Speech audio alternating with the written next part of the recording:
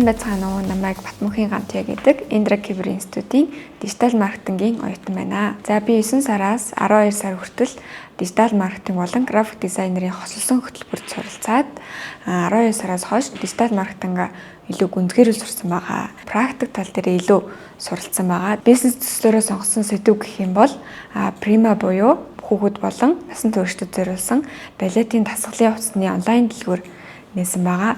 Бүжгийн багш мэргэжилтэй. За тийм болохоор мэргэжлийн дагуу бизнесээ эхлүүлэх зорилготойгоор энэ бизнесийг эхлүүлсэн байгаа.